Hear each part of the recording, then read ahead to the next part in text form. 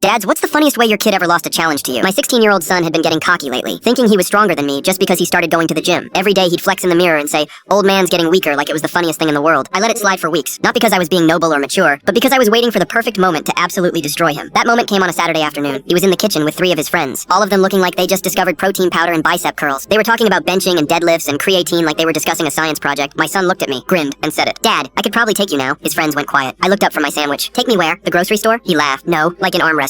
I've been training. You've been eating chips and watching TV." His friends started hyping him up. One of them goes, "Yo, you gotta do it. Film it." Another one's already got his phone out like this is about to be the content of the century. My son sits down at the kitchen table, rolls up his sleeve, and flexes. "Don't cry when you lose." "Dad," I sat down across from him, didn't roll up my sleeves, didn't stretch, just put my elbow on the table and said, "Ready when you are, champ." His friends counted down. 3, 2, 1. We locked hands. He immediately started straining like he was trying to bench press a minivan, face turning red, veins popping, breathing heavy. I just sat there, calm, letting him think he was winning. For about 5 seconds, I let his hand push mine back just a little. His eyes lit up. He looked at his friends like he was about to make history. Then I slammed his hand down. 1 second flat, the table shook. His friends exploded. One of them screamed, "Oh my god." Another one literally fell off his chair laughing. The third kid was just pointing at my son like he witnessed a public execution. My son sat there, frozen, staring at his hand like it betrayed him. "That was a warm-up," he said. His friends were dying. "Bro, your dad just cooked you." "That wasn't a warm-up. That was a funeral." My son's face was bright red now, but not from effort, from pure humiliation. "Rematch," he said. I shrugged. "Sure," he goes, "but this time, we make it fair. I'll use my left hand since you're right-handed." I looked at him. "You want to use your weak hand?" "It's not weak. I've been training both sides." His friends were already recording again. I said, "Okay, I'll use my left hand too." He blinked. "Wait, no, that's not too late." We locked hands again. Countdown. 3, 2, 1. This time I didn't even let him think he had a chance. I slammed his hand down so fast one of his friends didn't even realize the match started. The room went absolutely insane. His friends were on the floor. One kid was wheezing. Another one goes, "Bro, he did it faster." My son just sat there, staring at the table like his entire worldview just collapsed. "You cheated." I laughed. "How?" "You picked the hands. You did something. I don't know what, but you did something." His friends were not letting this go. One of them said, "Nah, bro, your dad's just him." Another one goes, "This is going on TikTok." My son's eyes went wide. "Don't you dare." But it was too late. They already posted it. Within an hour, it had 200 likes. By the next day, kids at his school were talking about it. Someone made it into a meme with the caption, "When you forget your dad's in his prime." Another one said, "Bro thought the gym was gonna save him." My son came home that week looking like he'd been through war. He barely made eye contact with me. Finally, he cracked, "Dad, can you please tell them to take it down?" I looked at him. "Why would I do that?" "Because it's embarrassing." "So is challenging someone you can't beat." He just stood there, defeated. Then he goes, "Fine, but I'm training harder. One day I'll actually beat you." I nodded. "Maybe, but today's not that day. And neither is tomorrow." He hasn't said a word about the gym since. Hasn't flexed in the mirror. Hasn't called me old. And every time one of his friends comes over, they look at me like I'm a final boss. They're not ready to fight. Last week, one of them asked if I wanted to arm wrestle. I said sure. The kid immediately goes, "Actually, I'm good. I like my confidence intact." My son just sighed and said, "Smart choice."